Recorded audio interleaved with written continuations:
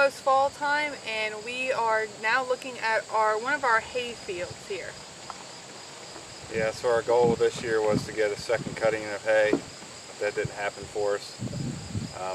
The hay field back here was in pretty bad quality, so right now we decided that we're going to overseed it, plant some clover and stuff, and try to regenerate, rejuvenate the land. So next year, hopefully our fields will be better, so we will be able to get a second cutting, because our main goal here is to have our lush fields for our animals to have, as well as probably you are too. So you want to go ahead and tell them what we did? Yeah, so basically we overseeded with ryegrass, perennial ryegrass, and we put clover, white clover in here. And we are zone 6. If that helps, you want to check the area where you live, what grasses work best for you. So let's kind of give you a close-up view of what we done to this field here. Okay, so we used an implement behind our UTV there, and what it does is basically it's called a drag harrow, and it'll kind of grab the ground there and it'll pull the moss away and it'll get you down to the raw dirt.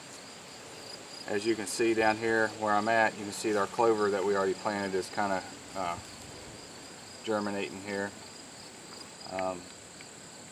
So our goal was not to use synthetic fertilizers.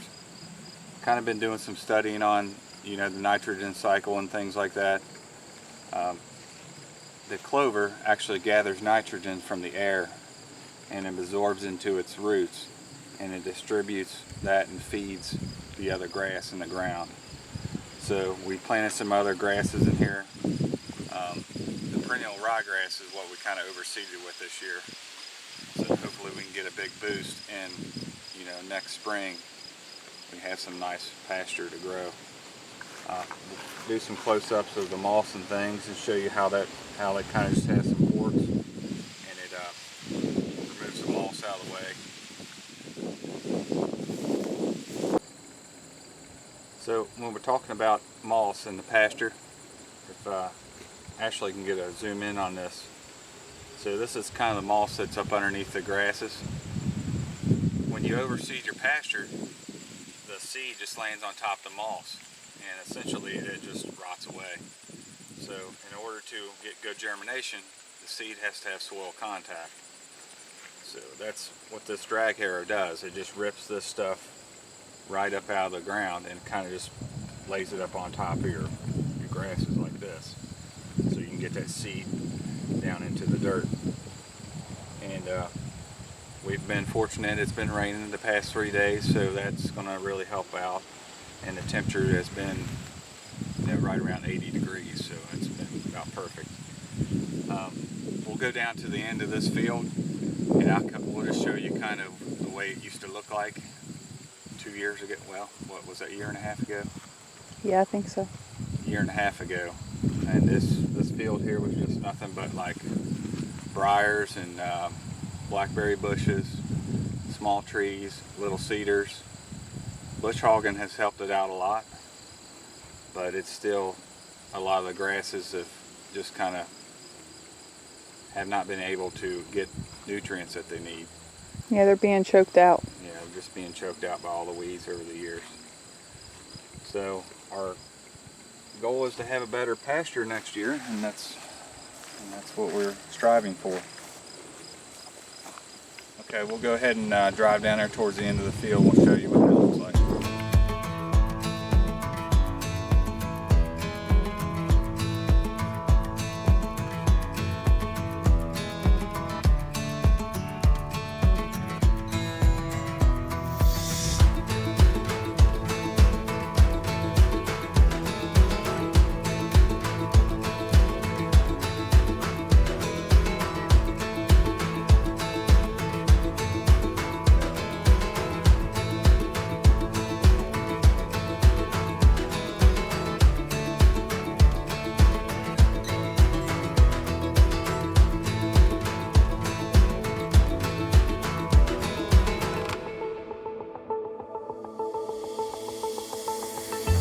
As you see here behind me, this is what the field used to look like.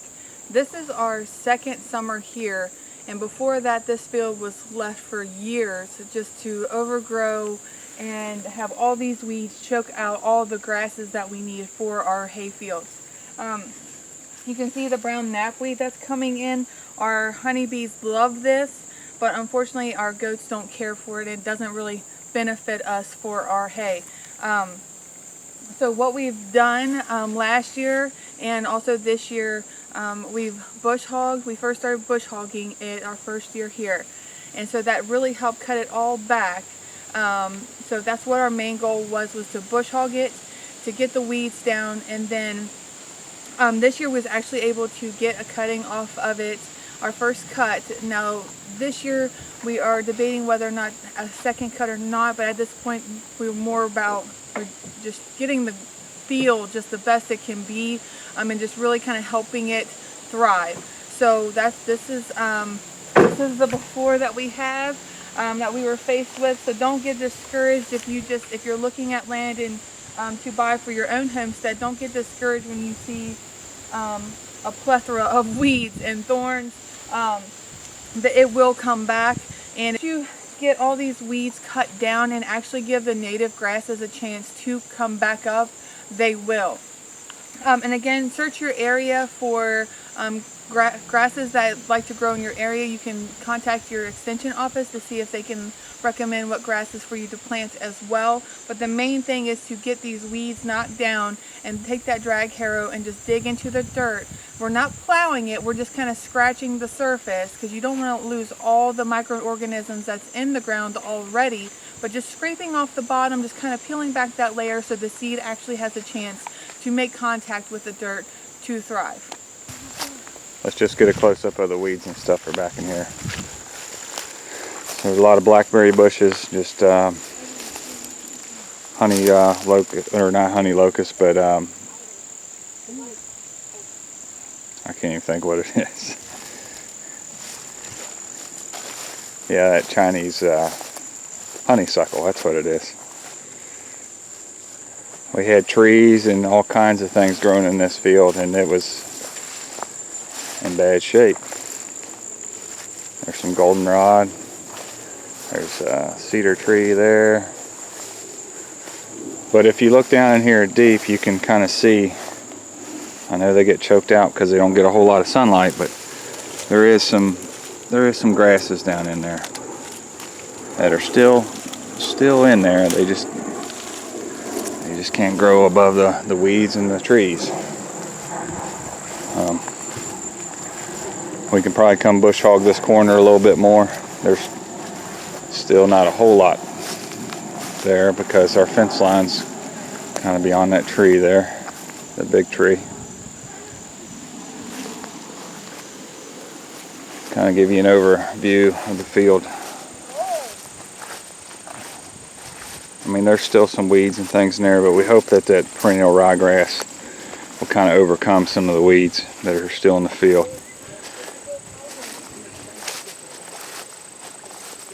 There's some good grasses growing in here. A little bit of clover. Some white clover there.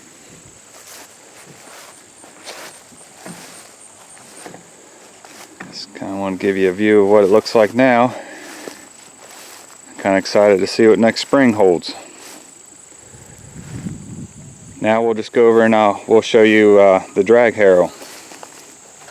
We'll drive that way now.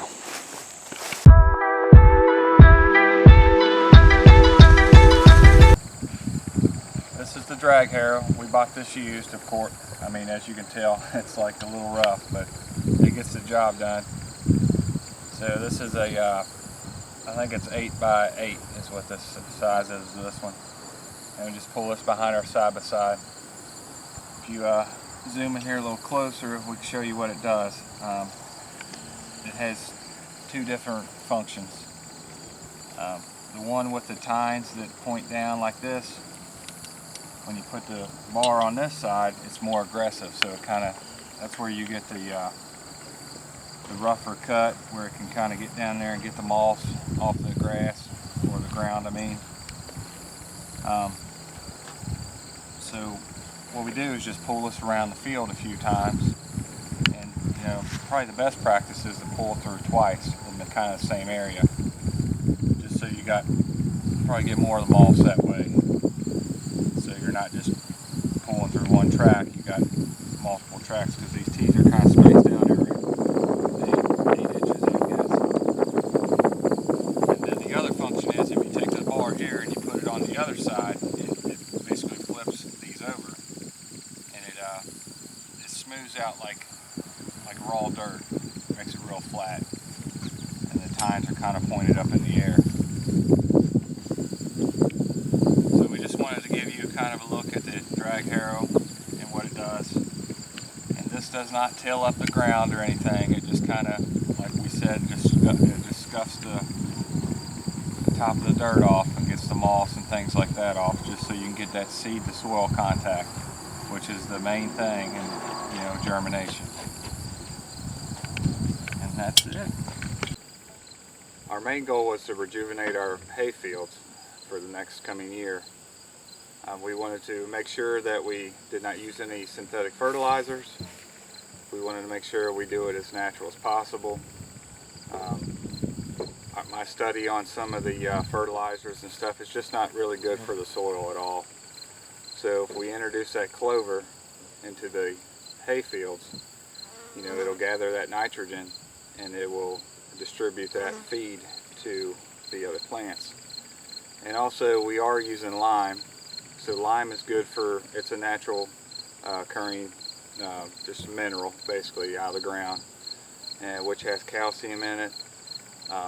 It kind of just feeds the microorganisms. So, and it just kind of, it actually helps the pH. It lowers the pH. Actually, it increases the pH. It lowers the acidity. Yeah. So it just get that soil good pH. It has a better chance of more growth. We hope this video is helpful with your overseeding and pasture management for next year. And also for the use for the drag harrow too. So if you have any questions, be sure to leave a comment in the comment section below. And also be sure to hit the like button and also the subscribe. Thanks guys. Have a blessed day.